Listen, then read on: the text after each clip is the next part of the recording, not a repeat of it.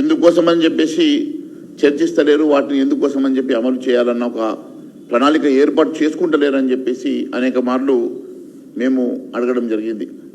అయినా కూడా ఈ ప్రభుత్వం ఏమీ పట్టనట్టుగా మన పెన్షన్ అయితేనేమి అనేకమైనటువంటి అంశాల మీద కార్యక్రమం చేస్తూ ఉన్నారు. మీరు మేనిఫెస్టోలో పెట్టినప్పుడు కేంద్రాన్ని అడిగి పెట్టలేదు.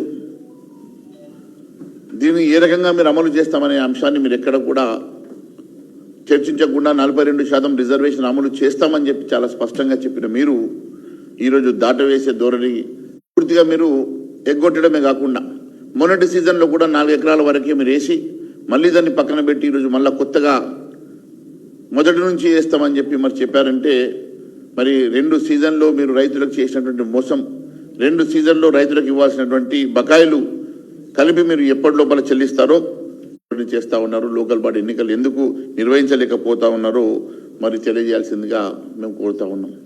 మరి ఈ సీజన్ చివరి రైతు భరోసా అని చెప్పి ప్రజల్లో చర్చ నడుస్తూ ఉన్నది.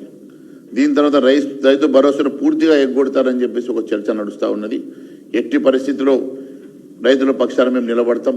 ఇలాంటి పూర్తిగా మరి వారందరినీ కూడా మోసం చేసినటువంటి సంగతి గుర్తు చేసుకోకుండా ఎందుకు కాలయాపన చేస్తూ ఉన్నారో మరి ప్రజానీకానికి చెప్పాల్సిందిగా మేము కోరుతా ఉన్నాం. ఎందుకంటే గతంలో చాలాసార్లు మీరు చెప్పారు ఈ 6 గ్యారెంటీలు ఏ రకంగా మీరు పూర్తి చేస్తారని చెప్పి అడిగినటువంటి ప్రశ్నలకు అవినీతి సొమ్ము లక్షల కోట్ల రూపాయలు ఉన్నాయి, అవన్నీ కక్కిస్తా, వాటితోటి నేను 6 గ్యారెంటీలు అమలు చేస్తానని చెప్పిన రేవంత్ రెడ్డి గారు ఈరోజు అవేవి కూడా పట్టించుకోకుండా ఈరోజు కేవలం మ్యాచ్ ఫిక్సింగ్ చేస్తూ ఉన్నారా?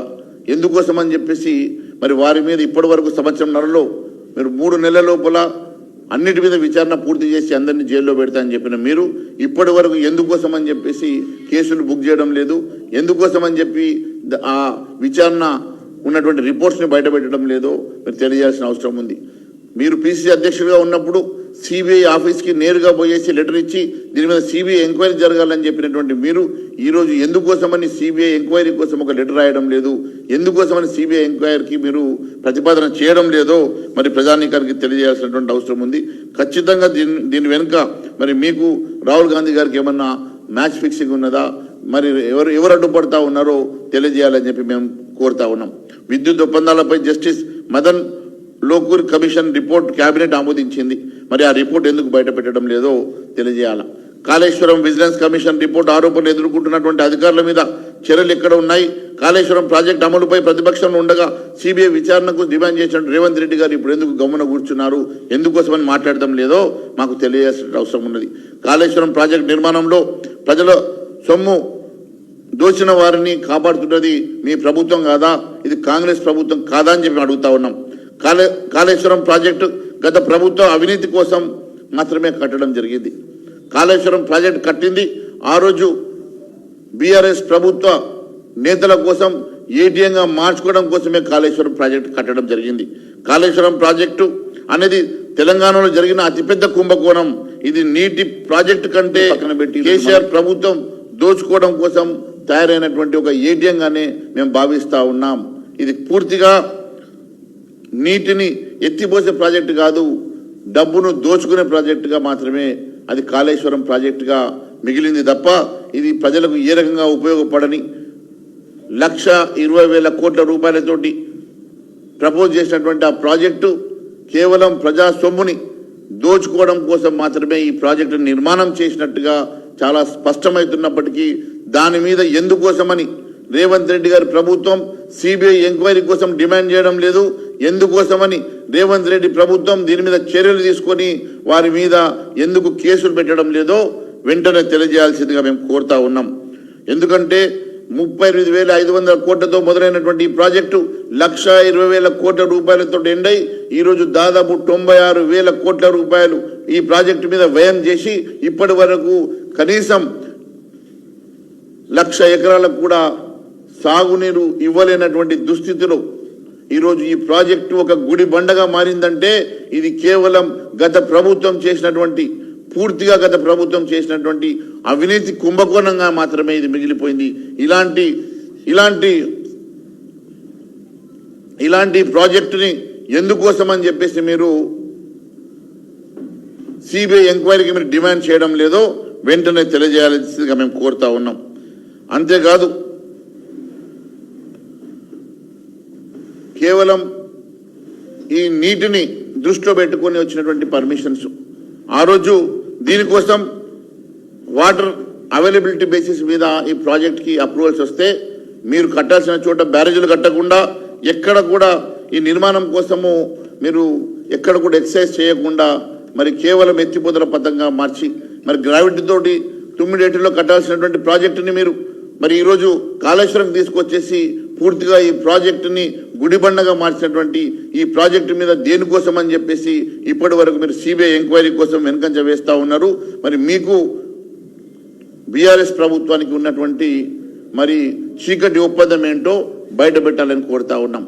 ఖచ్చితంగా ఏ ఒక్క కేసు మీద కూడా ఇటు ఫోన్ ట్యాపింగ్ కేసే కానీ కాళేశ్వరం కేసే కానీ కమిషన్ కాకతీయ కానీ కమిషన్ భగీరథ కానీ లేకుంటే ఈరోజు జరుగుతున్నటువంటి అనేక అవినీతి ఆరోపణలు ఎదుర్కొంటున్నటువంటి అనేక అంశాల మీద ఎక్కడ కూడా విద్యుత్ కొనుగోలు అయితేనేమి ఏ ఒక్క అంశం మీద కూడా మీరు పూర్తిగా విచారణ కోసం ఆదేశాలు చేయకుండా సిబిఐకి మీరు ఈ అంశాల మీద సిబిఐకి ఎంక్వైరీకి మీరు అడగకుండా కాలయాపన చేస్తూ మీ మధ్యలో 100% మీ మధ్యలో ఒక చీకటి ఒప్పందం జరిగి మ్యాచ్ ఫిక్సింగ్ జరుగుతున్నట్టుగా స్పష్టమవుతా ఉన్నది. వీటన్నిటి మీద కూడా వెంటనే సిబిఐ ఎంక్వైరీ డిమాండ్ని మేము చేస్తూ ఉన్నాం. సిబిఐకి మీరు సిబిఐ ఎంక్వైరీ కోసము వెంటనే లెటర్ రాయాల్సిందిగా సిబిఐ ఎంక్వైరీకి అప్పచెప్పాల్సిందిగా ఈ ప్రభుత్వాన్ని మేము కోరుతా ఉన్నాం. మరి రేవంత్ రెడ్డి మాటలు మర్చిపోయినట్టున్నాడు. ప్రతిపక్ష నాయకుడిగా ఉన్నప్పుడు రేవంత్ రెడ్డి గారు ఎంతో బలంగా ఎన్నో అంశాల మీద ఎన్నో అవినీతి మీద మాట్లాడారు. మరి ఈరోజు మరి అదే కాళేశ్వరం అవినీతి కేసీఆర్ కుటుంబ అవినీతి ఈరోజు ఆయన కానస్తలేదా? కేవలం ఈరోజు సబ్జెక్ట్ని డివైడ్ చేయడం కోసం అనేక అంశాలను తెర మీదకి తీసుకొస్తున్నాడు తప్ప మరి వాస్తవంగా అవినీతి జరిగినటువంటి అనేక అంశాల మీద ఎందుకోసమని మాట్లాడతలేడు. అవినీతి జరిగినటువంటి అనేక అంశాల మీద ఎందుకోసం సిబిఐ ఎంక్వైరీ ఇవ్వడం లేదో మీరు ప్రజానీకానికి మరి తెలియజేయాల్సిన అవసరం ఉన్నది. కాళేశ్వరం అవినీతి సొమ్మును కక్కిస్తా మరి అన్ని గ్యారంటీలు పూర్తి చేస్తా అని చెప్పిన రేవంత్ రెడ్డి గారు ఒక్కసారి మరి ఇవన్నీ గుర్తు తెచ్చుకోవాల్సిందిగా మిమ్మల్ని కోరుతూ వీటన్నిటి మీద కూడా మరి అంతేకాకుండా అనేకమైనటువంటి అంశాలు ఉన్నాయి.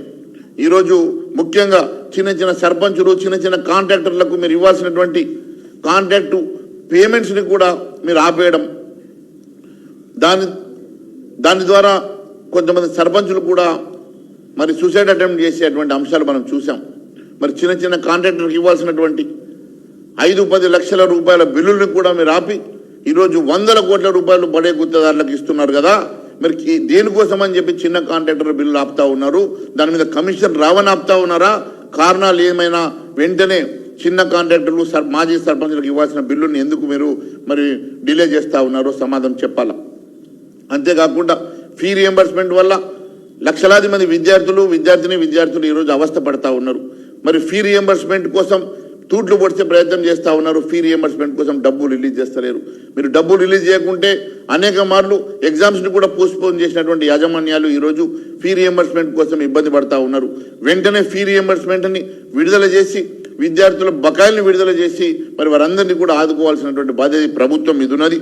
దేనికోసం అని చెప్పేసి మీరు ఇవన్నీ కూడా ఈరోజు కాలేజీలు మూతపడే పరిస్థితిలో ఉన్నా కూడా మీరు పట్టించుకోకుండా విద్యా వ్యవస్థను పూర్తిగా అస్తవ్యస్తం చేసినటువంటి రేవంత్ రెడ్డి గారు ఇప్పటి వరకు ఒక విద్యామంత్రి లేకపోవడం, ఈ రాష్ట్రానికి మరి ఒక హోమ్ మినిస్టర్ లేకపోవడం, మరి పూర్తిగా ఈరోజు ఒకవైపు మరి రాష్ట్ర భద్రత కానివ్వండి, లా అండ్ ఆర్డర్ కానివ్వండి పూర్తిగా గాడి తప్పడమే కాకుండా విద్యా వ్యవస్థ కూడా గాడి తప్పుతా ఉన్నది. అన్ని రకాలుగా ఈరోజు ఈ రాష్ట్రాన్ని భ్రష్టు పట్టిస్తున్నటువంటి ప్రభుత్వం వెంటనే మరి దీనికి సమాధానం చెప్పాలని చెప్పి మేము కోరుతా ఉన్నాం. ఈరోజు జరిగేటువంటి క్యాబినెట్ మీటింగ్లో మరి ఇవన్నిటి మీద చర్చించి మరి వీటన్నిటికి కూడా ఒక కార్యాచరణ ఇవ్వాల్సిందిగా మేము కోరుతా ఉన్నాం. Thank you.